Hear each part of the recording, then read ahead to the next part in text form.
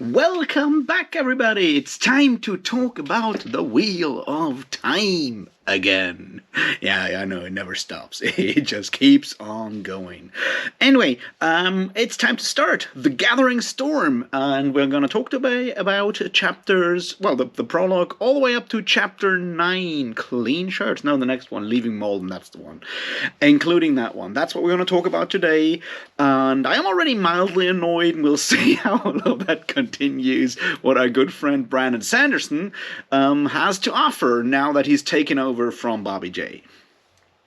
So, let's do this, shall we? Cheers.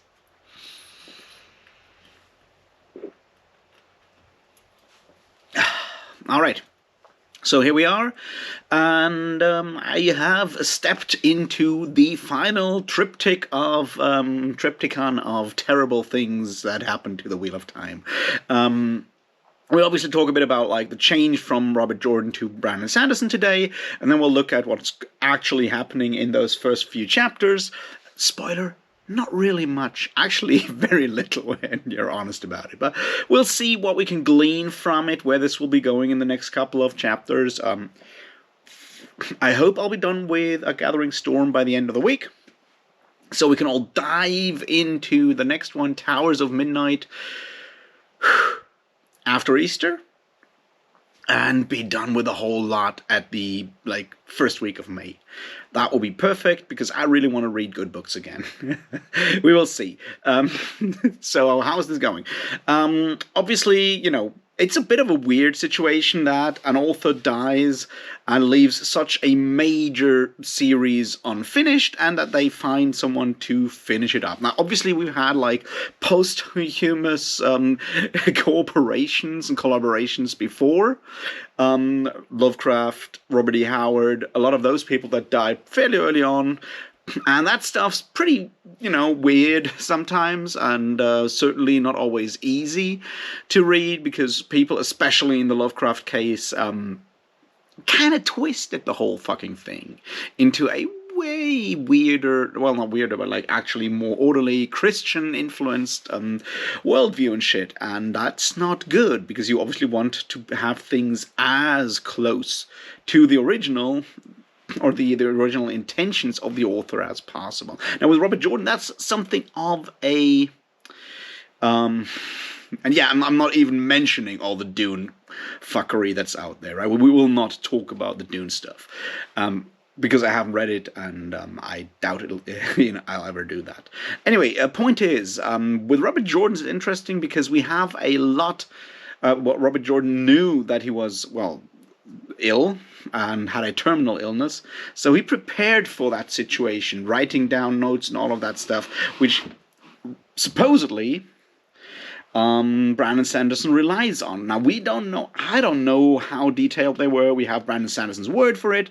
I guess if we're really lucky, and, well, not lucky, you know what I mean, if for whatever weird reason people think that the Wheel of Time is worthy of study in the far future, we might get, all those papers and all those notes in like an annotated edition or whatever, and then we can all stoop over it and figure out how good a job Brandon Sanderson did.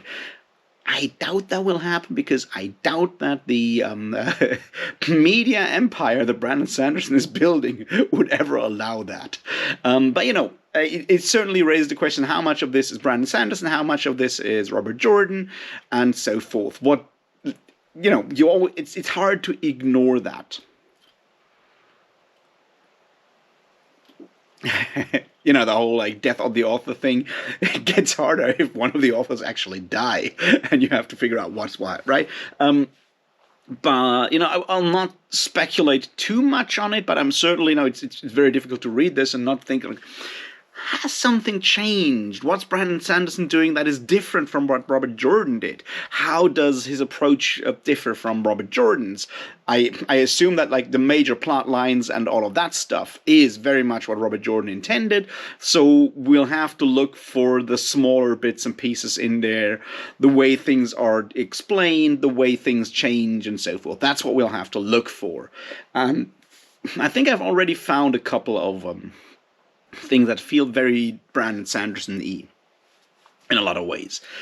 Overall, however, I think that Brandon Sanderson was a very good choice, if not the best possible choice, to finish this project for a number of reasons. A, Brandon Sanderson is not a master of a overflowing vocabulary. His prose has always been straightforward, to the point, and so forth. So has Robert Jordan's, right? Robert Jordan, I mean, I've not done the study. If I ever feel like really, bored and shit, I will try to find like a full on like ebook collection of all 14 Wheel of Time, of all like 11 Robert Jordan Wheel of Time books, and just sort them and figure out how many individual words, how many different words Robert Jordan actually uses, what kind of vocabulary he uses, and then we'll compare that to some other like series and see how their vocabulary changes. And my suspicion is that both Robert Jordan and Brandon Sanderson have a fairly limited vocabulary. I mean, obviously, they have a lot of words, but they don't have like, it's difficult to compare to, say, a Gene Wolfe or a Stephen Erickson or even a Cam Esselman. Those are authors that use a lot of different words over time. Now, I'm not saying that one is objectively better than the other. That's not my point here. I'm just saying it is very obvious to notice that. It's very easy to notice that when you're reading these kind of things. Something that we make a lot of fun of when we're reading, our Robert A. Howard, and he talks about like the mighty thews and all of that stuff. There's a very specific vocabulary to that kind of author, just the same as it is to H.P. Lovecraft or Robert Jordan and Brandon Sanderson. Now I've often noted that like with Jordan, there's a lot of repetition. Like whole descriptions get repeated ad nauseam, right? Ad nauseam. There's like the whole like depiction of the murderer that we see again and again and again, and there's the depiction or the description of Oliver's face with that he would never be beautiful with that too wide mouth and the ears to match. And I promise you that you can find that sentence in at least 4 books exactly like that, at least. Or at least you find it 4 or 5 times, right, in one book or whatever. So we have these kind of very specific phrases, catchphrases almost, that show up again and again. The question is like, will Brandon Sanderson keep those? Or will he use different ones, give them an individual spin, or just lose them completely? It's one of those questions. Now, we can already see at this point, yes, he does use some, but he gives them his own spin. But overall, I feel that Brandon Sanderson's and the way he writes books, which obviously, since he has often, has never made a secret out of like how much The Wheel of Time and Robert Jordan has influenced him. It's fairly clear that like his prose was influenced by Wheel of Time and Robert Jordan's prose, so that makes a lot of sense. And I assume, other authors that are out there would have probably done a serviceable job, but maybe not such a, I don't want to say good job, but one that is so close to, the vision that Robert Jordan, and more importantly at this point, his wife Harriet, who also was his editor, had for the end of the series. Probably also the point is that at the time, Brandon Sanderson was not, your A-list best-selling author that he is now. Which means that you can actually make demands of him much more than you could say of a George R. Martin in like 2007. You can, even if you could get George R. Martin to write those books, he would probably show you the finger if you demanded too much like intrusion in his creative writing process. So I guess that all of that works well, and it is what it is, and I will not say that Brandon Sanderson was the wrong choice or anything.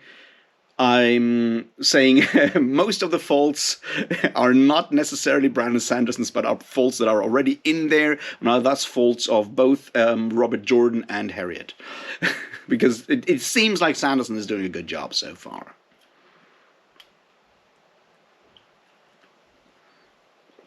So, let's go and look at these things and see what we can glean from the chapters that or the plot lines that we've had so far. We had a bit of a check-in, but we mostly focus on the White Tower situation with Egwene and on whatever situation Rand is going through. There's one chapter of Perrin Matt hasn't showed up at all yet, and there's obviously that longer, prologue as usual. We'll see. Let's go with the prologue first. The prologue does a serviceable job. The whole the Borderlands are starting to actually rise up and prepare for the final battle. That part, the opening scenes in the prologue are solid. They're nothing special, but it works. It's a typical we have our farm people and they start out and it goes as you would expect. We learn that one of Brandon Sanderson's favorite words, at least this early on, is the word thatch, which he does not only use for, the thatch on roofs, but also for thatches of grass on the ground. And I've counted at least 5 occurrences of the word thatch so far. Yeah, nowhere is it just stuck out because I'm pretty sure that Robert Jordan has never used the word thatch for, grass that's still in the ground so far. Just saying. But that part solid. Now we have jumping around, seeing what everyone is doing. We have a scene with Ituralda, who we've only met a couple of times in the last book, and no one really gives a fuck about. But he's still fighting Shan-Chan and doing a good job of it by all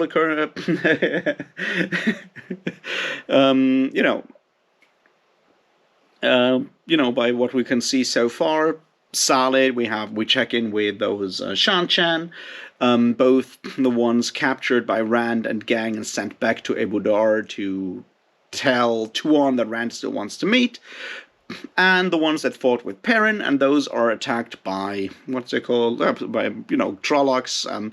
So finally, the Shan-Chan actually realize that those creatures are real. So we see more occurrences of more signs that the final battle is actually coming and showing up. Now let's look at the first thing that annoyed me. All right. It's the death of Massima, the prophet, from the prophet's point of view. And I have a lot of issues with that. So the prophet is fleeing, he's feeling bad, and having all these ideas of doing the right thing and so forth, and because we get him from his perspective that he's helping Rand and all of that, and has all these people that follow him out of that pure heart. Now we obviously know that they have brought destruction and death and destruction to everywhere and are far from just poor holy men and women, but that's just how it is there.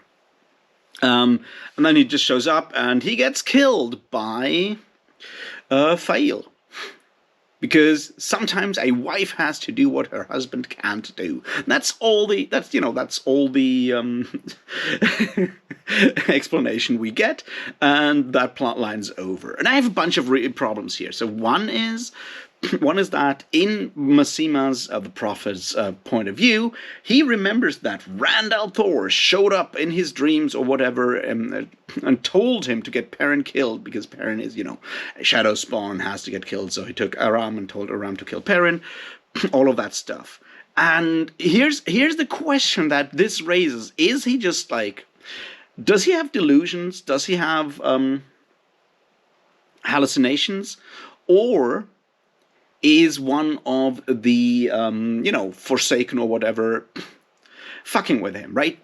Showing up in his dreams through Tel'arai and Riyadh, the dream world, Dreamlands, or even showing up in person. We don't know because we have never had any perspective, any viewpoint of Massima's before. We don't know. All we know is that he thought he was doing the right thing, and now he gets killed for it. Without actually, any further things there. The other part, obviously, is it feels like Brandon Sanderson didn't know what to do with Massima, so he just kills him off to reduce, the number of characters he has to deal with. And that just left me a bit, I don't know, wanting more. It's the same thing like the Aram plot line before, right? It's we build these things up and then they just are discarded when we don't know what to do with them.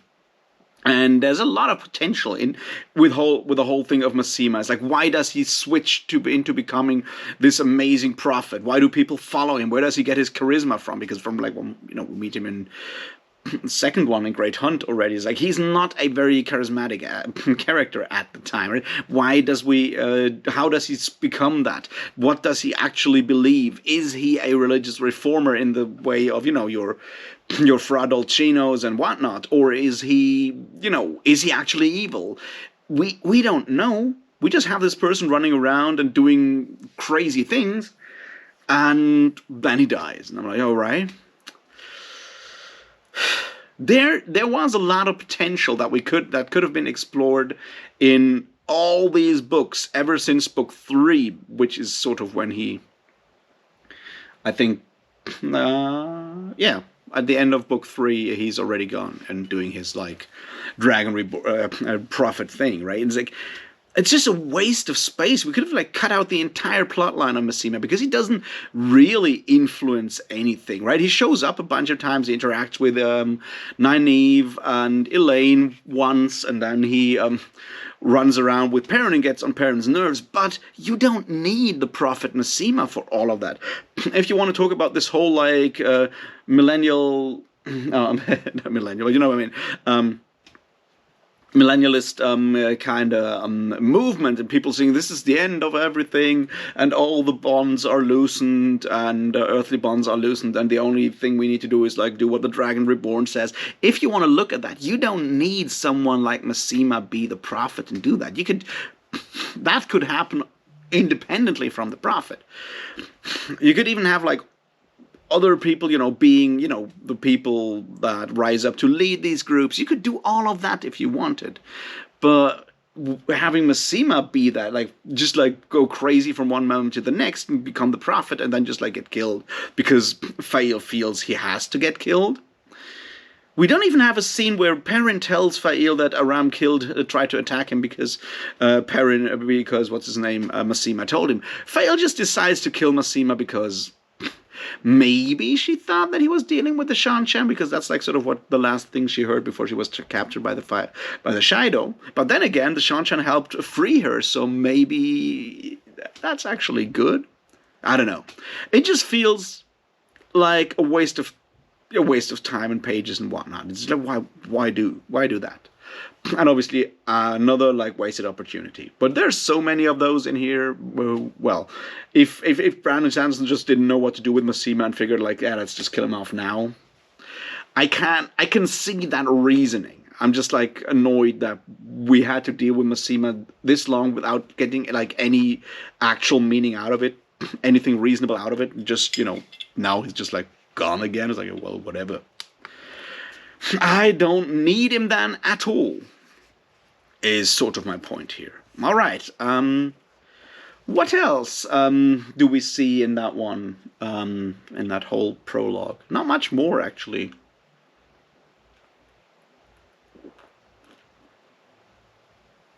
I mean, yeah. A bit of the Evil League of Evil meeting, and apparently the Nameless, another one of those things that really don't make that much sense, but is pissed off that Semirog tried to attack or kill Rand, but then again, it's the Forsaken. No one cares what the Forsaken do. They just like do Forsaken things, and it's just all stupid.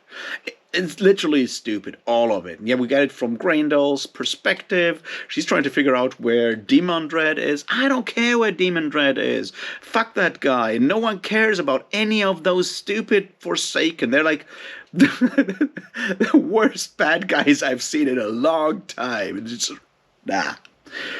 But all of that is solid. It's nothing that couldn't have happened in like any of the previous books either. So yeah, Moradin, who we know is Ishamael, kind of tells Graendal that she could be basically his second or whatever. She still thinks that she might just want to, become number one, Nameless. Would that still be Nameless, or would that turn into Nablissa? I don't know. We will find out at some point. But yeah. Yeah. I don't know. Nothing spectacular there. And now we come to the big problem of those chapters so far. Because, you thought people claim the last couple of books are slow. No, this one's much slower. Nothing has happened. I'm like 9 chapters in, and literally nothing important has happened at all after the prologue and Massima's death. After that, it's all just who cares. So Rand is hanging out in Aridoman, trying to make the country safe again. Egwene is being, switched and whipped and spanked a lot. And Elida is being Elida, only more so. There's more bubbles of evil doing bubbly evil things. And, yeah, whatever. Perrin is wandering around and trying to be a normal person and not a lord, and has decided that he has to go and meet Rand because Rand needs him. And that's like literally nothing has happened so far. No, I'm 20% into this book. So I hope something will happen sooner or later, but who knows. Now let's look at some of the bits and pieces that I think are interesting. Let's start with let's start with the Egwene and what's their name? Swan Sanche part. And here's the thing. So we have a long chapter, The Nature of Pain, on Egwene doing Egwene things in the tower, being whipped mornings, middays, afternoons, evenings, and whatnot, and having to wait on Elida. She's also trying to, undermine Elida, then figures out that Elida doesn't need undermining because she's already insane enough to do it on her own. Yeah. One thing, however, that I found interesting is, compared to Robert Jordan, who is not, a master of subtlety,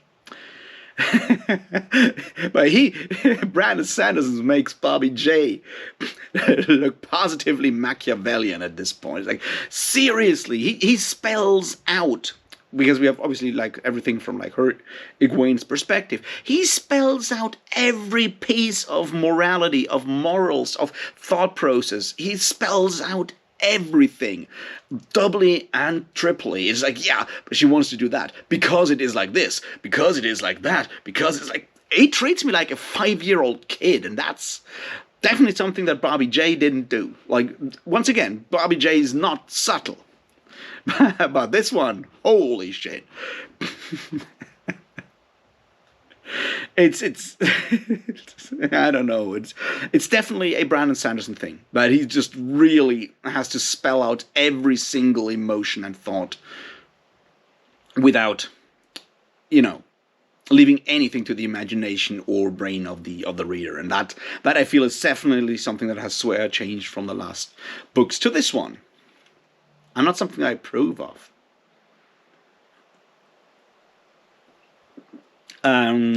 It was especially extreme with that Egwene chapter, but it also shows in the other chapters. I'm just saying it's here even more so.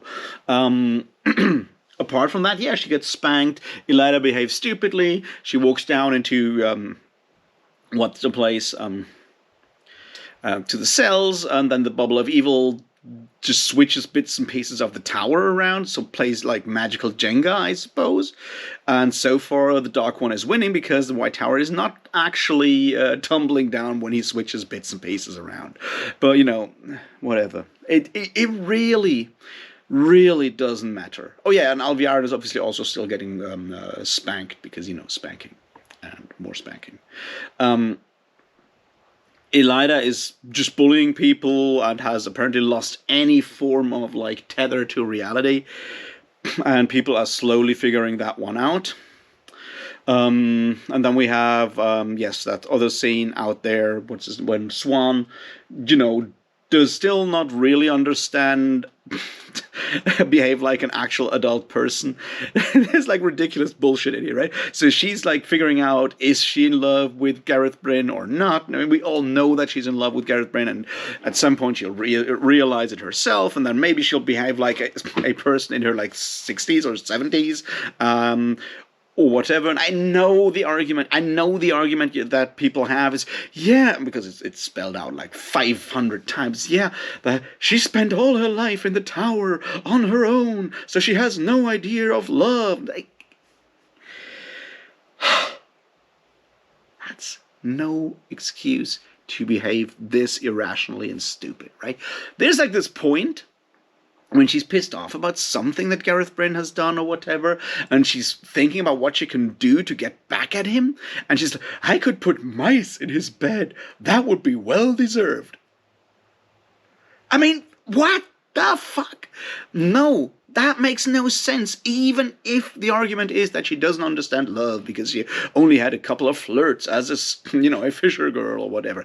Even if that's the argument that we're supposed to believe because it gets told to us directly in our face numerous times, which doesn't make it more realistic, but even if that's the case, there's no excuse for thoughts like that. It's like, I can put mice in his bed. That would be that would be justified because he told me something that I didn't like to hear. You're no longer 5 years old, for fuck's sake. You were probably 15 before you showed up at the tower. You don't have to behave like a 5-year-old. This is not Nickelodeon. This is the fucking Wheel of Time. I don't know. It just really baffles me how that whole incongruity between people on the one hand ruling the world and on the other hand behaving like that. No. There's literally nothing to explain it. It's just like stupid. And it's like, why not do something more, reasonable? If you feel that you need to get back at him, there are all kinds of more professional ways to do that. If you feel that's your thing, you've, after all, sort of ruled the entire world for a while. So why not, do something like that before? But there we go. She then goes into, the dreamland, talks to Egwene, tells Egwene about, like, all the things that have happened. Egwene is, yeah, we still need to teach Ransom manners because he doesn't understand things. It's like, yeah. But then again, this is not about self-reflection. We don't get that from people, apparently. Another one of those, one that I really found annoying today, is that Gareth Bryn is like, why did you run away from me? And then she makes up this entire story that she had to run away to tell everyone because she made that oath to save the world by finding the Dragon Reborn and all of that crap. When the actual truth was that she was actually kidnapped by Logain because he was actually, tougher and had weapons and shit when she was without the magical stuff, right? And I'm like, is that just completely forgotten? Are we supposed to think that she has forgotten? Is she ignoring it? Is she deliberately lying to, what's his name, Gareth Bryn, to seem strong? That's the one we don't know. And because this is, Brandon Sanderson, like, has he maybe forgotten as a writer? Or conveniently overlooked those chapters in Fires of Heaven? It's possible. I don't know. So, and since that is written from her perspective, there would have been like all kinds of ways to actually put that in, and this is where I feel it's inconsistency because, as I said, Brandon Sanderson does spell out every single thought in all the letters, in big round letters written in crayon, though everyone fucking understands it, even if they just entered kindergarten, and he leaves that one out completely. So it feels more like an oversight than anything else. Just saying.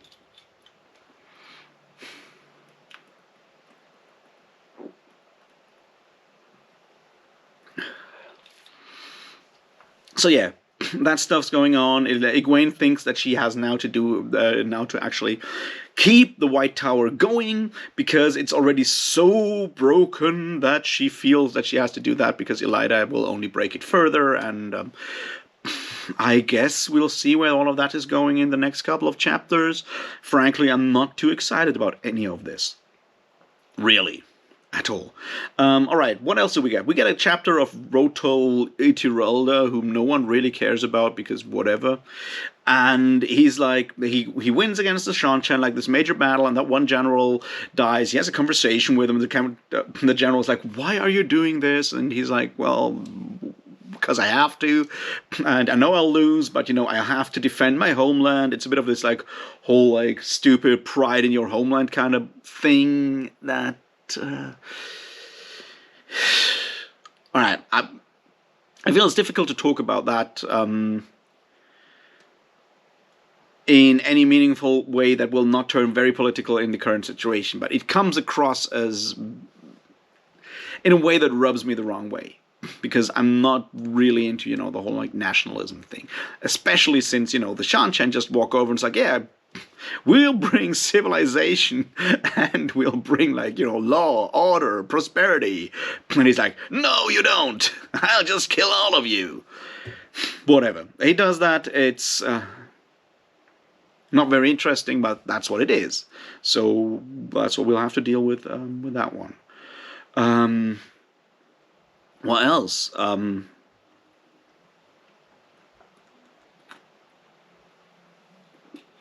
Rand is, oh yeah, more humiliation, senseless humiliation, because Avienda is punished for something that she doesn't understand by the wise ones, and has now to do, your Cinderella shit, like sorting and counting seeds of whatever, or picking apart rags and shit. It's like, why? Whatever. People have to be humiliated because there will be a really important point at some point in the future where she did not behave like a proper Aiel in some way, and can't wait to find out. But did we have to get like an entire chapter on it? I don't think so. But there we are. Rand is, however, wants to bring peace and prosperity to, wants to place Aredoman and find Grendel's lair, and at the same time, he's going further and further into insanity, talking to Leith Therin Telamon, and yeah, claiming it's insanity, or, mental illness, and then saying, yeah, but it's also real because the voice he's hearing is actually real, but it's still mental illness. Is like, the fuck?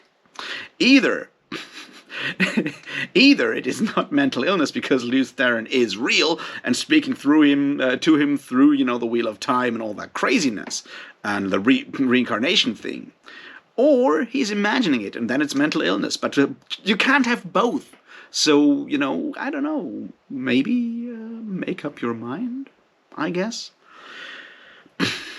And he demands like unreasonable things from the Aiel, and they are like, yeah, and from the Sea Folk. He demands unreasonable things from everyone. I guess at some point he'll realize and understand that it's unreasonable, and then he'll change course and go to do the right thing, which is go to the final battle. Everyone else is trying to torture what's her name, Semirag, but not too hard because torture is. Torture is. He doesn't want to kill like evil women. He feels like killing women is wrong, and that goes for like actual like archdemonesses as well. Apparently, I don't know. It just really. It moves so slowly and nothing really happens. He just like thinks back and forth, and then behaves slightly arrogantly, and then Cadsuane can, Cadsuane a bit around and like, oh boy, you need to do this, and it's important that I call you boy because you don't know shit, and I do.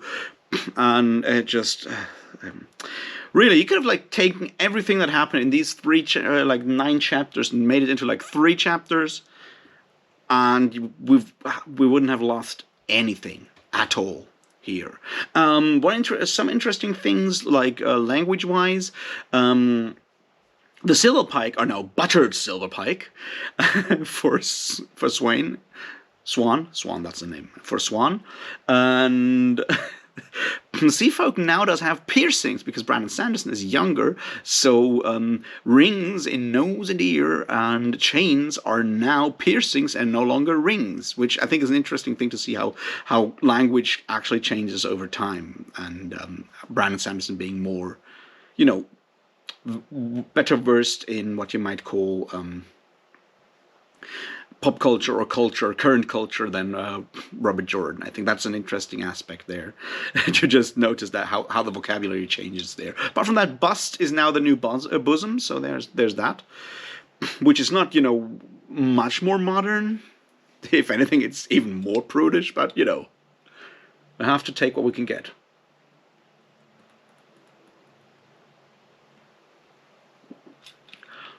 Yeah. Apart from that, Perrin doesn't want to think about like his moral choices and just ignores them, which I guess is okay.